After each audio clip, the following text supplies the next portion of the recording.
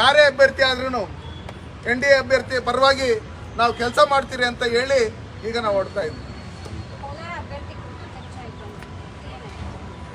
ಆ ಚರ್ಚೆ ಈಗ ಪಕ್ಷದಲ್ಲಿ JDS ಪಕ್ಷದಲ್ಲಿ ಈಗ GT ದೇವೇಗೌಡರು, ನಿಖಿಲ್ ಕುಮಾರಸ್ವಾಮಿ ಅವರು, ಕುಮಾರಣ್ಣವರು ಎಲ್ಲ ಪಕ್ಷದ ವರಿಷ್ಠರು ಎಲ್ಲ ಸೇರಿ ತೀರ್ಮಾನ ತಗೊಂಡು ಅವ್ರು ಕೊಟ್ಟಿರ್ತಕ್ಕಂಥ ಏನು 3 ಸೀಟ್ ಇದೆ ಆ 3 ಸೀಟಲ್ಲಿ ಯಾರ್ಯಾರನ್ನ ಅಭ್ಯರ್ಥಿಗಳನ್ನು ಹಾಕಬೇಕು ಅಂತೇಳಿ ಅವ್ರು ತೀರ್ಮಾನ ಮಾಡ್ತಾರೆ.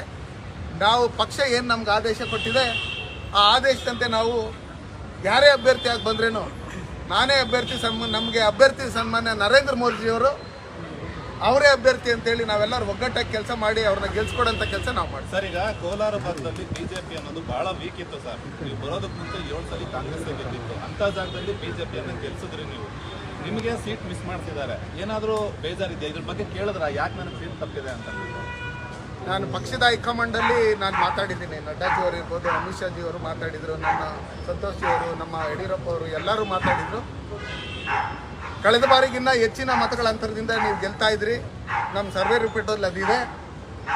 NDA ಮೈತ್ರಿಕೂಟದ ಭಾಗವಾಗಿ ಯಾವ ಕೊಟ್ಟು ಅದೇ ಗೌರವ ಕೊಟ್ಟು ನಾವು ನಡೆಸ್ಕೊಂತೀರಿ ಅಂತ ಹೇಳಿರೋದ್ರಿಂದ ನನ್ನನ್ನು ಸಾಮಾನ್ಯ ಬೆಂಗಳೂರಿನಲ್ಲಿ ಒಂದು ಕಾರ್ಪೊರೇಟರ್ ಆಗಿದ್ದಂಥವನ್ನ ಕರ್ಕೊಂಡೋಗಿ ನಮ್ಮ ಕೋಲಾರ ಲೋಕಸಭಾ ಕ್ಷೇತ್ರದ ಜನತೆ, ದೇಶಭಕ್ತರು, ರಾಮ ಭಕ್ತರು, ನರೇಂದ್ರ ಮೋದಿಜಿ ಭಕ್ತರು 7 ಲಕ್ಷ ಓಟ್ಗಳು ಹಾಕಿ ನನ್ನನ್ನು ಗೆಲ್ಲಿಸಿ ಸಂಸದರನ್ನಾಗಿ ಮಾಡಿರ್ತಕ್ಕಂಥ ಕೀರ್ತಿ ಭಾರತೀಯ ಜನತಾ ಪಾರ್ಟಿಗೆ ನಮ್ಮ ಜನಕ್ಕೆ ಸೇರಬೇಕು.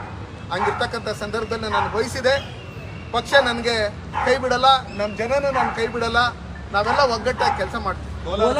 ಕೋಲಾರ ಲೋಕಸಭಾ ಕ್ಷೇತ್ರದಲ್ಲೇ ತಮ್ಮ ರಾಜಕೀಯ ಮುಂದಿನ ಭವಿಷ್ಯ ಇರುತ್ತಾ ಅಥವಾ ಹೇಗೆ? ಕೋಲಾರ ನನ್ನ ಕರ್ಮಭೂಮಿ.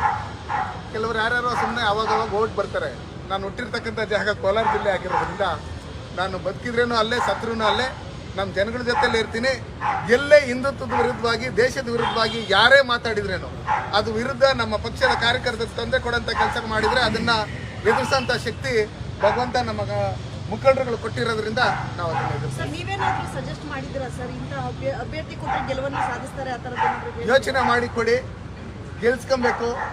ಗೆಲ್ಲಂಥ ಅಭ್ಯರ್ಥಿ ಕೊಟ್ಟರೆ ಅವರೊಂದು 50% ಇದ್ರೆ ಇನ್ನೊಂದು 50% ನಾವು ಎಫರ್ಟ್ ಹಾಕಿ ನಾವು ಗೆಲ್ಲಿಸ್ತೀರಿ ಅಂತ ಹೇಳ್ಬಿಟ್ಟು ಹೇಳಿದಿರಿ. ಅವರು ಒಳ್ಳೆ ನಿರ್ಧಾರ ತಗೊಳ್ತಾರೆ ಅಂತ ಹೇಳ್ಬಿಟ್ಟು ನಾನು ಯಾವುದೇ ರೀತಿಯಾದಂಥ ಹೆಸರು ಮತ್ತೊಂದು ಹೇಳಿಲ್ಲ ಮೇಡಮ್. ನಾನು ಬಂದಿರತಕ್ಕಂಥದ್ದು ಅವ್ರ ಆರೋಗ್ಯ ವಿಚಾರಿಸೋದಕ್ಕೆ.